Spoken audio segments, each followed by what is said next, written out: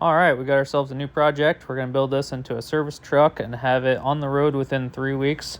We've got some truck pulls to go to, and that's the deadline I've given myself. Well, I've gotten myself into a pickle. I'm buying this 1950 Dodge, and I was on this hillside down in these trees here, and it's just sandy. And I kept on sliding and sliding and sliding. So I'm not sure exactly how to get that rear end over. I do have a snatch block, thankfully, so I think I have a plan in mind. I'm just not sure how it's going to go just yet. So, yeah, we're going to try this. I'm going to try run my winch down this side of the trailer, snatch blocking off the corner, and then go into that rear axle on that side and pull them at that direction. The only problem is I'm too far forward on the trailer already, and I might knock my ramp off. I don't want to do that. So I'm thinking I may have to release the winch a little bit and pull ahead a little bit so the truck can slide off towards the rear just a little. And then... Dad, I need a hammer. You need a hammer? I don't have a hammer with me right now, I'm sorry. You know what would work? A big rock. A drill might work. No, don't use your drill. So yeah, that's what we're trying to figure out right now. So, I think I'll release the winch a little bit, pull ahead a little bit. I tried turning both directions to see if I can get the rear end to slide this way. It just wants to keep on sliding that way. So maybe it's because of the hillside. I don't know. But we're going to see what we can do. We got to get rid of the ramps. I tried pulling on sideways on the ramps and just wasn't doing anything besides bending and breaking my ramps. So we're going to try to pull on with no ramps. The trailer's fairly low. So we'll see what happens here. Okay, you guys ready? What? Pull it on. Go in with winch.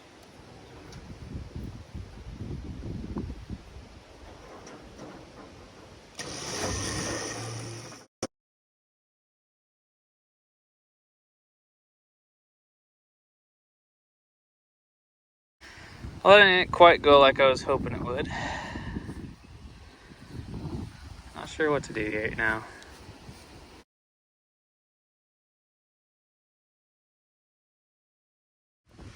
Well, that's just nasty. Not as bad as the Belvedere was, but still nasty.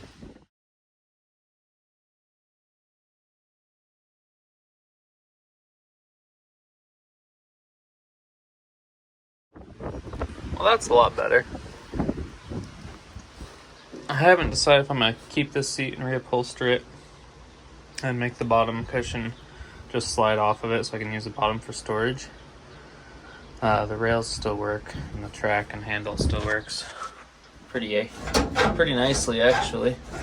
So yeah, I don't know if I'll keep that or if I'll just put a newer seat in it. Being that I have a service bed for it, it probably won't really matter for storage because I'll have plenty of room.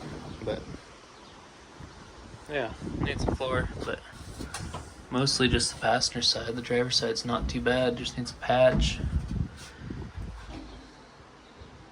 Wonder how bad the actual body mounts are. Probably pretty rotten. But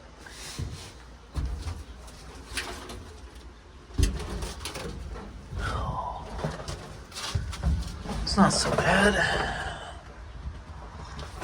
Pretty good view. Anyway, we got her washed up, so now we can get her tore apart and put it in the shop. Okay, so we got this Dodge Pilot House in here, and we're getting ready to raise the cab up off the frame. I don't want to remove the cab and the front clip separately. I want to keep them together because that way when I line it up on my new chassis, I'll be able to center my wheel well and it'll be quick and easy. If I try to set the cab on there and then line up a fender, and you know, it'd just be easier all as one piece. So we're gonna try it as one piece. I don't know if it's gonna hold together real well. The only stuff holding the front end together to the rear is there's a couple bolts right in here. The fender is only held on with one bolt at the bottom, right there. So there's a bolt that goes through here. That has to be removed. And then there's 2 bolts here on your mud flap, liner, whatever you want to call it. Cut those 2 bolts out. This one was already rusted out. There's 2 bolts that hold the whole front clip of the truck to the chassis, to the frame. They're down there in the center of the radiator underneath. Go underneath, and I think it's a 15/16 socket, and just use your impact and take those 2 out. And then the 2 that hold the fender on, 1 on each side, I cut those with a grinder. After I pulled the cab bolts out, I was able to jack up the cab with the jack, and then just use the grinder to cut those bolts out.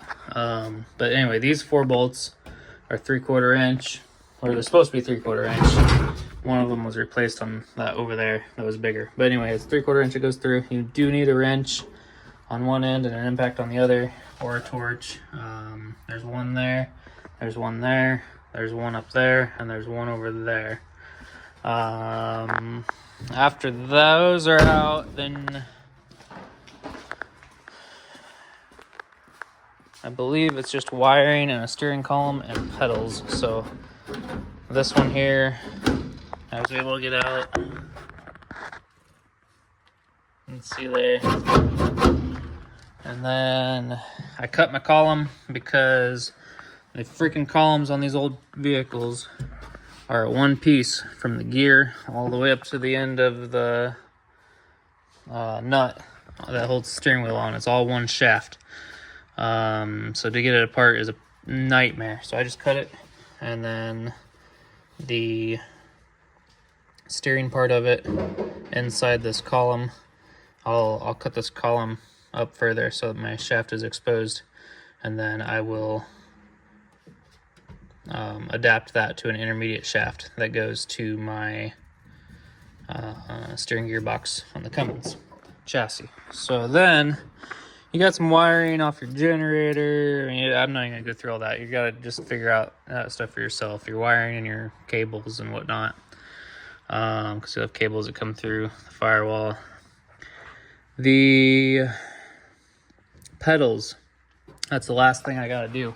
I am gonna run newer pedals. A lot of guys like the older pedals, but I'm gonna run newer for the sake of noise. This is gonna be a daily driver, and I want this thing to be fairly quiet in the cab, and it's gonna have air conditioning at some point. So these factory pedals have a big old gap around them. I'm sure there's some sort of, some sort of something I could put around there that would be like, not stringy, but like it'd have some sort of sound deadener that you could allow the pedal to pass through, almost like foam, but not foam. Like horsehair type material. And I'm sure there's something out there that could make that work with, but I don't really want to. I don't really want to run these pedals, so I'm gonna cut these pedals off or unbolt them, whatever I gotta do. And then once those are done, I should be able to I'm gonna cut the shifter off. I'm gonna cut it off down low because I might use that shifter handle. And then I'm gonna cut that the brake off, the emergency brake, parking brake, whatever you want to call it. I gotta cut that cable there that goes down, and I don't know what this is. It unbolts, so I'm gonna unbolt it. And then I gotta do this high-low beam switch. I gotta take it out. And then other than that, I hope we're nearing the end of where we need to be. So then we can hopefully raise it up in one piece. I'll update you as we go. Well, I tried pulling the cab and the front clip at once. It was a no-go. It started creaking and I didn't like it, so I'm gonna pull a front clip. I already got the hood pulled. To pull the hood off, there's screw here, 4 bolts, one there, and there. And then 2 bolts up there. And then I pulled these supports off so they stay with the cab. Now I'm gonna try to raise just the front clip, and we're gonna see how this goes.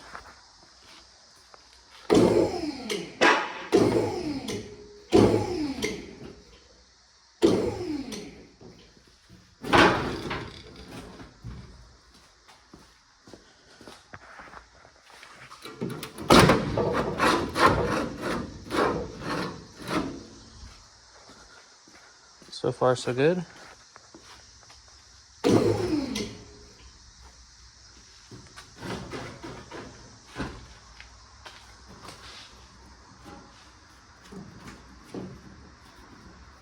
I did pull a center fender off, but still on the stick pretty good.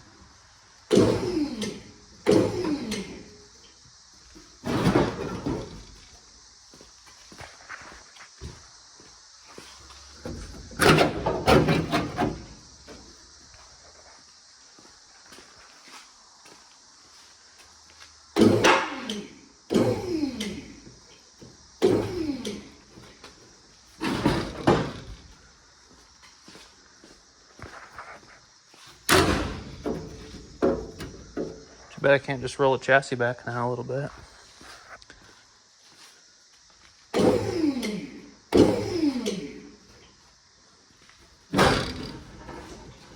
I'm gonna have to though, eventually, because it's just not cooperating too well. Oh, that's not good. That strap just came loose. All right, let me fix that.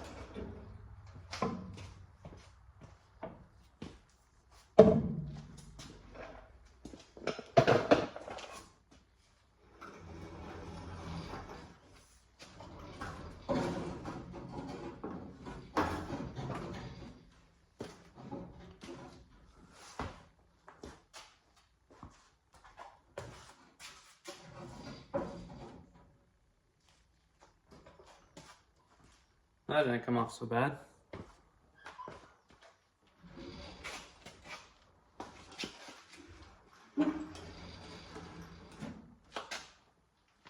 Now if we can just leave her suspended there for a while. And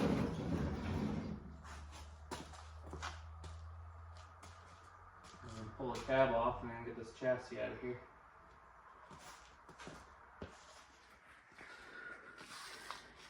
But there ain't much holding that on.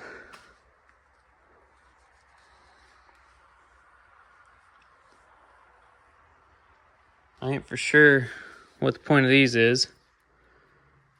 Looks like they go down in here. Don't know why there ain't no holes there. But the only thing holding that front clip to the truck is 2 bolts here, 2 bolts here for inner fender, if it's even there. This one was missing the inner fender. Plus it's rotted off anyway. And then 2 bolts here and 2 bolts up there. That's a lot of iron. Especially that center. That center holds both outer pieces, so if you were to get into a collision or something, you're gonna crumble a lot of stuff up there. we might have to restructure something because we're going to have to make room for a bigger radiator anyway. So we're going to have to cut this core support out, these braces out, probably cut them clear back to here, and then shove a radiator clear up to the grill.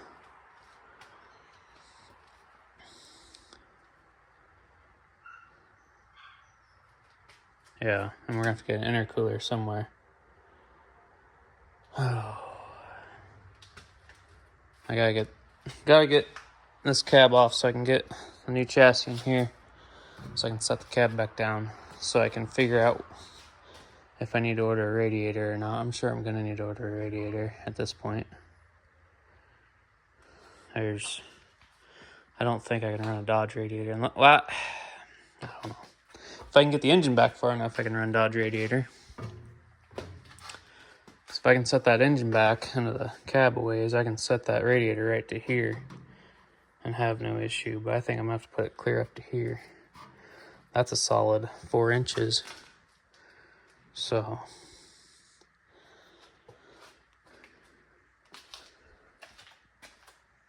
I think I'll probably end up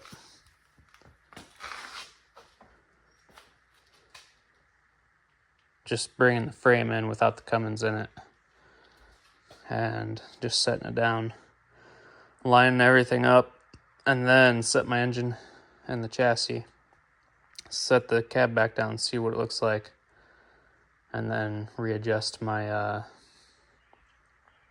my engine mounts, and then from there figure out a radiator. I could always run a radiator between the cab and the bed too. I shouldn't have to. I don't know if it'd be easier to... It'd be easier to route the intercooler back here, actually. I could run an No, I can't have an intercooler clear back here, because then it'd be crazy laggy. I don't know. We're going to figure it out, though. Anyway, I'm going to see if I can't get this cab up in the air real quick, and then get this rolling chassis out of here. Well, I don't have a whole lot of faith in this, but I got a strap going down here to the A-pillar. And I've got a strap going down here to the back of the cab on both sides that way.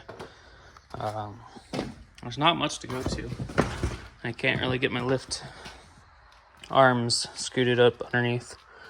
So this is what we're gonna do.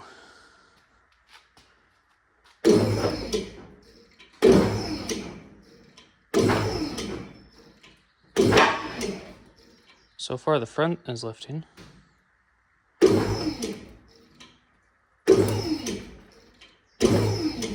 I think the rear is lifting now. Make sure we're fully disconnected everywhere. Looks like the throttle pedal did come out, which is good.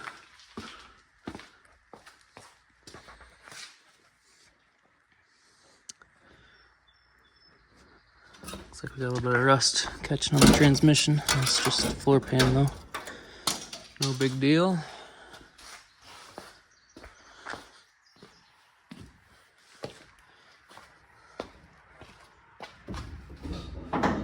Oh yeah, we're suspended. That's good. Well, now we're gonna gently raise her the rest of the way. And hopefully it'll stay suspended without crumbling.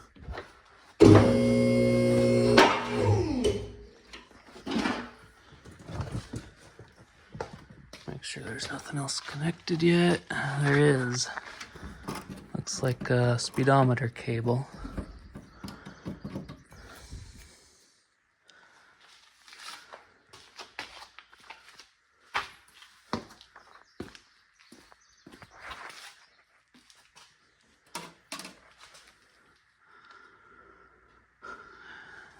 I highly doubt we'll ever make that work with anything that I have.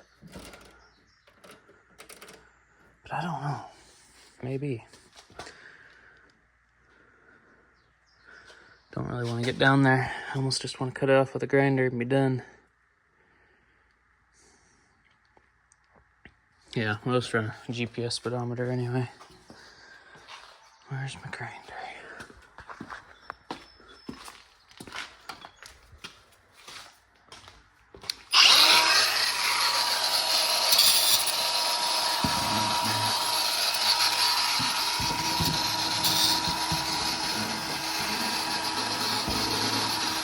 Kind of tight to get in there.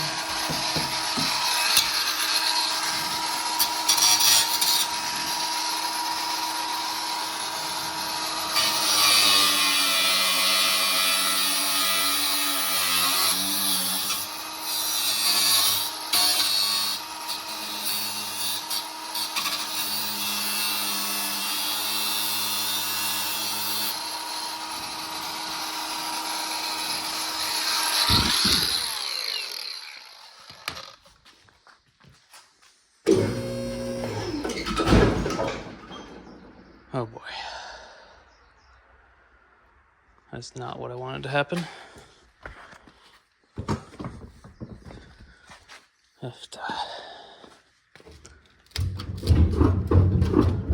Back of that cab is heavy.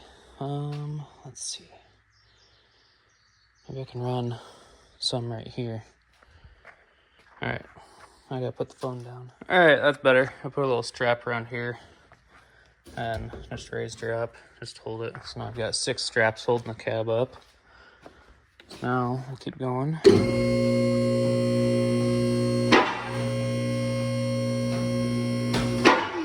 Oof. Something moved.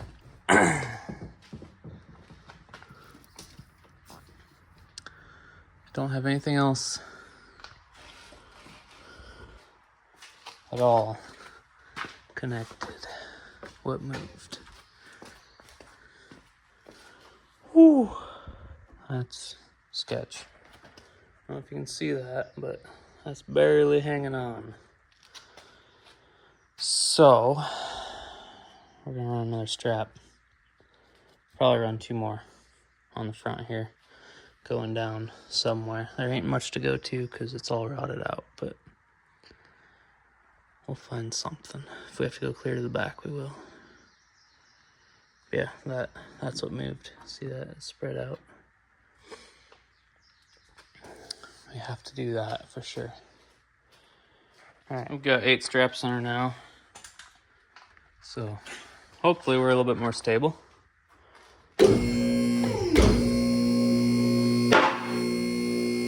That's much better.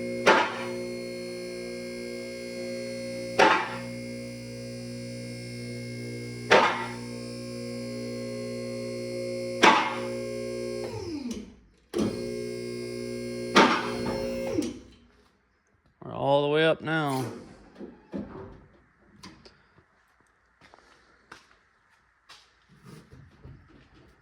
Yeah, I feel safe. Feel safe about that. 4 straps I thought would have been enough, but apparently not. Of course, you're pulling sideways and not really up. And then you got them pinched in between, like this one is here. I don't want to pull it down because it could cause it to shift. But it's pinched between the rubber and the arm. I've got this one here, though, holding it, so that'll be fine. But yeah, we're gonna try to get rid of the tripping hazard here.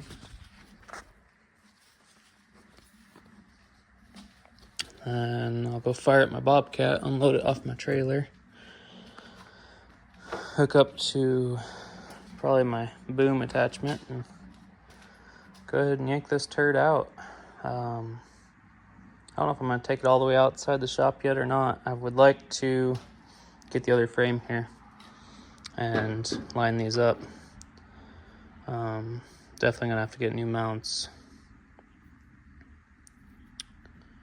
But actually, those aren't terrible. They're not all cracked. That one over there is cracked, but them 3 are pretty good. I don't know if we'll probably get new mounts. I'm sure these are soft though. I don't know. I never have ordered new bushings for any of the projects I've done, so I might just keep these. Yeah, I would definitely like to use these brackets. And if I can't use these brackets, then I'll make some identical to it in the same locations. The cab itself could come down lower on that frame, on the new frame. I'm hoping, I don't know, I don't want to make it any lower. I want to go higher. So we'll see what this frame looks like next to the other frame. And see where it's at.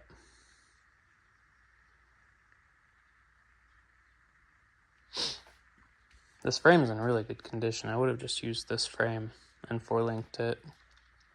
I just didn't. I don't have the time for it right now. My plan is to, here, I'll switch camera. My plan is to get this project knocked out in 3 weeks. Don't have time for a 4-link on air setup for that in 3 weeks time. I barely have enough time just to get it together and operational. I've got there's a truck pull about 7 miles from me in 3 weeks. So that's what I want to get ready for. It'd be cool to have it there. So yeah, I'm thinking probably go ahead and just use the other chassis. I would love to use this frame, but the amount of mock-up work it's going to take would be less than ideal. This is definitely a stronger frame than a 2nd gen Dodge. It's fully straight rails, and it's thicker iron for sure. Not by much. It might be about similar, but it would definitely be suitable, and it would have made it a lot easier if I just put suspension under it, but it would take more time. I could have put the rear axle any distance I wanted. I could have put the front suspension under it, and I would have been close to lining up anyway, because these frame rails are 34. Truck frame rails, I think, are 37. So I could have just added 1.5 inches on each side of this, and then probably could have lined up, probably could have lined up factory 2nd gen stuff to it. But at the end of the day, it's a lot of work that I don't have time for. So that's where we're at.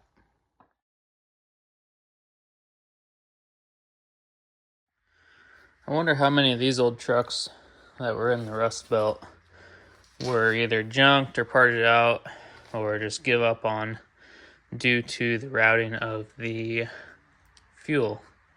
So up here you got a sediment bowl going to your carburetor. So this is your fuel supply, and it goes down here to another sediment bowl and a fuel pump that's mounted on the side of the block. Well, fuel supply goes down here underneath the radiator, over around. You can see it's rotted out right there. It'd be super common for it to rot out here, especially in the Rust Belt. Actually, it is. Look. See? And then it goes alongside the wheel well here, alongside the tire on the outside of the frame. And it goes back and it jaunts underneath, and then it goes back to the fuel tank back there. I'd be willing to bet a lot of these trucks were give up on because the fuel line was just rotted out, and they're a pain in the butt to get to on this. So I don't know why they wouldn't route it slightly differently. You could, I don't know what the answer is there, but that's how they routed this, and I'd be willing to bet that there's a lot of them just give up on because of that. Anyway, I'm going to, now that I've got the cab up, I want to mark out where my front axle hits my frame rail with some soapstone and a square. I'll take a square and get level on the surface here, go straight down to the center of that axle, and then mark where the square hits up here, and then make a straight line. And then I'm going to take a square to the back side of the frame here. In the center of these bolt holes here, I'm going to make a line. And then I'll know exactly on my other chassis how far back these mounts need to be from the center of the front axle. Same thing I'll do with the steps. Same thing I'll do with the rear cab mounts. And then the front mount is going to be different anyway, so more on that later. Well, we're back in our storage location and recovering another chassis.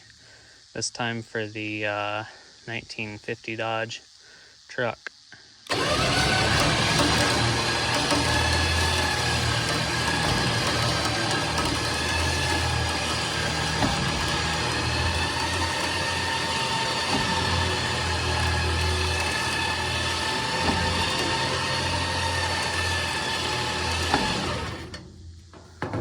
See if we can turn that wheel just a little bit more. This thing is covered in bees and a couple wasps.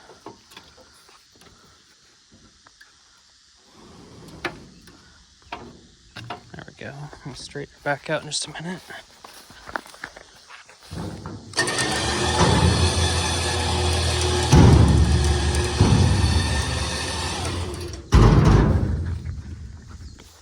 Front drive line ain't too happy.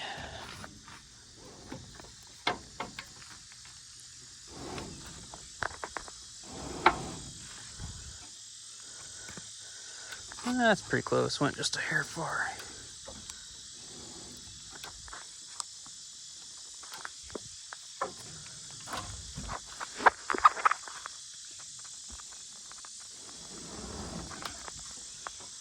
There we go.